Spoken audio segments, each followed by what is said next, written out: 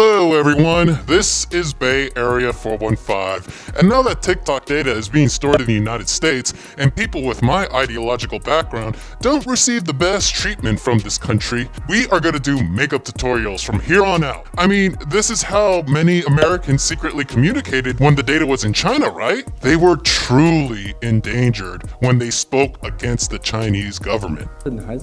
You're saying the content is still on the TikTok account? I'm not aware of the situation. How could I know what's happening on the account of one individual? Anyways, so I got my eyelashes here ready to go, and I got this black brush thing to accentuate my eyes, I guess. And I guess we're gonna do this. Okay, now I'm gonna take this out and put it on my... Once you realize what you're doing with all this, okay, you're gonna soon realize that this is all rooted in some racist BS that stems all the way back from the 1800s. Take this out. One may question, how does consumer data privacy in a foreign land, tech or IP theft, or national security has anything to do with racism? Professor Richard Wolff connected the dots pretty well in this video here. There's more than a hint of racism here. Some kind of idea that the Chinese people and the Chinese culture couldn't on its own develop science and technology and has to rely upon stealing from the West in general and the US in particular. That is really offensive material and should not be taken seriously. In fact, we can reach further back on Chinese racism with J.K. Sakai's Settlers. The notion of not only the negative stereotype that Chinese are sneaking to steal white American values, but also make it extremely difficult to even do business here. As Sakai notes, special taxes and license fees on Chinese workers and tradesmen were both used to discourage them and to support settler government at their expense. Businesses like laundry services had to obtain exorbitant licenses to run their enterprises. Sakai further explains, the most discriminatory measure was the Chinese Exclusion Act. Both Democrat and Republican parties supported this bill, which barred all Chinese immigration into the United States and made Chinese ineligible for citizenship. The settler propaganda kept emphasizing how pure, honest Europeans had no choice but defend themselves against the dark plots of the Chinese. Wanting to seize Chinese jobs and small businesses, European immigrants kept shouting as they were only defending themselves against the vicious Chinese, who was trying to steal the white man's jobs. The stereotype of the Chinese stealing things of value, whether it's white jobs, wives, children, or tech, and the government wanting to stagnate these businesses as retaliation based on negative stereotypes, is nothing new. In fact, throw in some Red Scare tactics with this xenophobia, and you get the following. As Chow Collective noted, the US has casted China's tech ascension in highly racialized and politicized terms, casting Huawei, TikTok, and other Chinese corporations as tentacles of the Chinese Communist Party. In the words of Mike Pompeo, calling for an awakening of the so-called free world to the imminent threat of China. Pompeo warned that doing business with a CCP-backed company is not the same as doing business with, say, a Canadian company. Peter Navarro put the threat of Chinese invasion in even more intimate terms, decrying the fact that the mothers of America have to worry about whether the Chinese Communist Party know where their children are. In all reality, this is not limited to China either. We also seen this pattern in other non-Western countries threatening to overtake the West economically. For instance, let's check out the 1980s and 90s. As the fall of the Soviet Union was taking place, the eyes of the West shifted towards Japan, as negative stereotypes rose up about the Japanese stealing Western technology and methods. As we observed from this title of Fortune magazine in 1987, How Japan Picks Americans' Brains. Much of its economic success has been built upon bought, borrowed, or stolen technology. Now, US companies are striking back. A 1992 study also calls out the fear Americans had of a rising Japan, stating in the abstract, according to recent public polls, the threat of Japan's growing economic power has replaced the fear of a militarized Soviet Union. Do the Japanese truly threaten our social security? An analysis of international economic figures suggests that Japan's economic presence, albeit extensive, does not warrant the singling out of Japan that often occurs in the media. Rather, the negative treatment can be explained more adequately as propaganda. We can further see how the West punishes Japan for their economic success through horrendous international trade treaties and lopsided economic deals. This was in response to Japanese corporations like Sony and Toshiba acquiring massive multinational corporations and beating out American companies with these acquisitions. We are now seeing these kinds of bullying tactics with superior international businesses like TikTok and WeChat. Let's reshift our focus to what this all means. We can see, obviously now, that racist propaganda and attacks on non-Western foreign countries not only stem from bigoted foundations, but also come from Western economic fears of becoming obsolete. And they use those fears to shape the tone of the mainstream media's narrative, as we can see a number of media outlets stroking these fears of national security and economic insignificance to justify how a foreign country storing data over a Western country is a threat.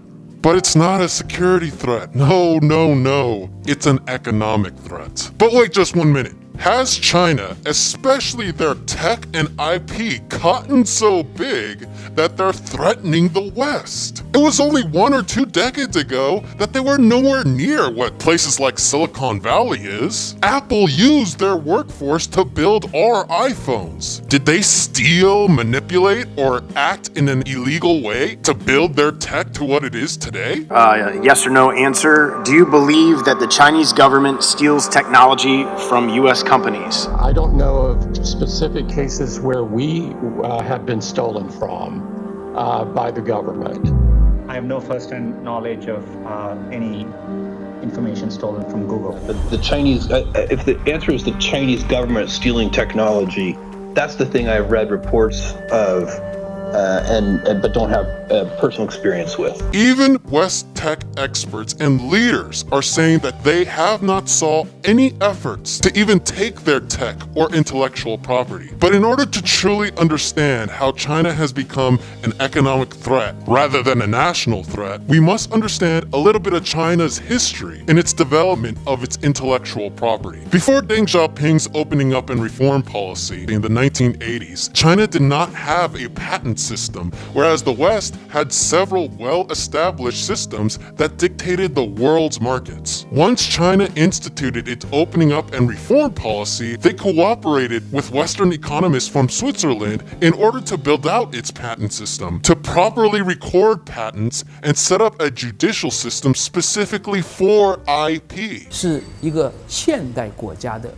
核心法律制度。一个不保护创新的国家，同样是没有希望的国家。 The team tasked with drafting New China's first patent law was formed in March 1979. In a series of meetings in China and Switzerland, members of the Patent Law Draft Committee met senior figures from the World Intellectual Property Organization, including Director General Arbog Bosch. In all, the discussions extended across 14 sessions. Chinese patent system is in line with the US and the EU patent system. China is up to international standards of realizing the importance of RPR rights and also of providing protection for RPR rights. It's a remarkable journey and a remarkable story, China and intellectual property, and I think we should acknowledge that. China has noted how seriously it has taken intellectual property through these evolutions of its patent system. The issue that has excited the greatest public concern is the willful infringement of intellectual property rights and the degree of punishment for the guilty parties. This is a big step forward. Yeah, because in the States, they have triple damage, that is 3 times damage for the willful infringement. But in China, we would have 5 times damage. China recognizes the importance of ensuring standardized, consistent, and speedy rulings in intellectual property cases, and providing equitable protection of the legal rights of all market entities. On the 1st of January 2019, the country established the Intellectual Property Court under the Supreme People's Court. It's the first top-level judicial body anywhere in the world charged specifically with hearing appeals related to patents and technology.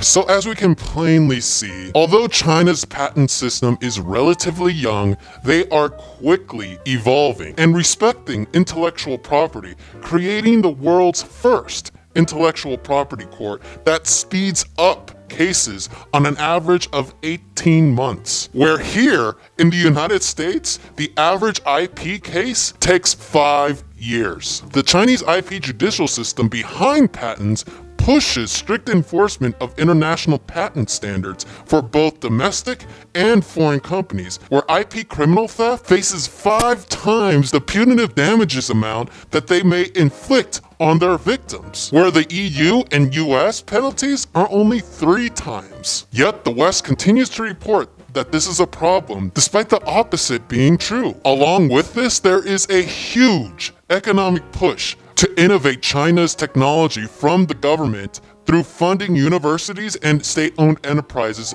under its Made in China 2025 plan. Now, we must understand that China before its tech boom was the manufacturing hub of the world because of its massive workforce and cheap labor. However, the CPC noticed that manufacturing prices were going up due to wages and overhead. It could be stuck in this middle income trap as many other countries were. It had to push itself to become more of an export economy. Although having a Western tone towards reporting, Caspian Report's video, China's Quest to Catch Up with the West, explains the 10 points of China's focus of innovation funding and where it should take place, which includes information technology, like 5G, naval engineering, like having the world's first all-automated shipping ports, rail transportation, like the bullet trains, and biopharmaceuticals, as this is being prioritized due to COVID-19. And seeing how all these technologies have made their impact on the world stage, China is excelling at meeting its goals for 2025, despite the barriers of both the United States and the coronavirus. China is now a technology and innovation powerhouse that has overtaken Silicon Valley. Alibaba's online marketplace, Huawei's phones and 5G, and ByteDance, TikTok have all grown immensely all over the world, and it's overtaking the innovation and tech of the United States. We know that the West uses bigoted fears as justification to stop an economic rise of a non-Western power. There is just one more argument that some may use to justify their illegal harassment of foreign enterprises like TikTok. They are a national security threat. There are just 2 major aspects to this argument that just both fall flat. First, TikTok is collecting personal data from its user, more than usual. Well, first, yeah, they're collecting data, but it's collecting just as much data as Facebook, Snapchat, Instagram, and other social media platforms. This is a large chart of social media apps like Facebook, Twitter, Reddit, LinkedIn, Uber, Google, Amazon, Microsoft, etc. And it collects no more data, and sometimes even less data, than these other apps and companies. But what gets headlines? I found both Wired and Digital Information World report on a researcher who reverse engineered TikTok to report they are taking way more data and invading more privacy than people realize. This researcher is a Redditor named Bang or LOL. I am not making this up. They are saying TikTok is spying on you because a Redditor reverse engineered the entire app. But what do other experts have to say about this? A Washington Post piece examined this very question. Among other things they found, TikTok doesn't take any more of users' data than Facebook.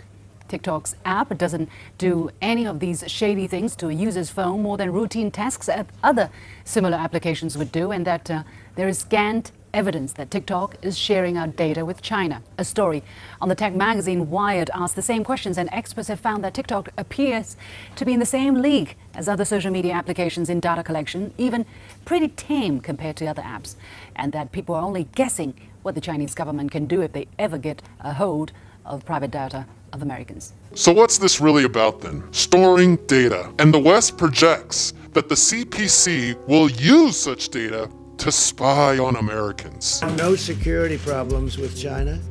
It's got to be an American company. It's got to be American security. It's got to be owned here. Do you want an app installed on your phone if you believe that that app might ultimately be influenced by a foreign government that is directly competing with the U.S. economically? Forgetting the fact that most of the data from TikTok is actually stored in the United States and Singapore before Trump made a big stink about it, there has been no leaks or data that has ever been delivered to the Chinese government, nor has there been any indication that the Chinese government is going to use that data either. Now, let's compare this to what Facebook, Google, and Amazon does with American data, where they not only sell it to third parties with or without your permission, but they also give it to the NSA, CIA, FBI, and other law enforcement without even requiring a warrant. Your data here is more at risk to your own personal liberties with American social media companies than Chinese businesses or any other foreign enterprises for that matter. But as long as they're American, right? This national security argument truly does fall flatter than Donald Trump's hair.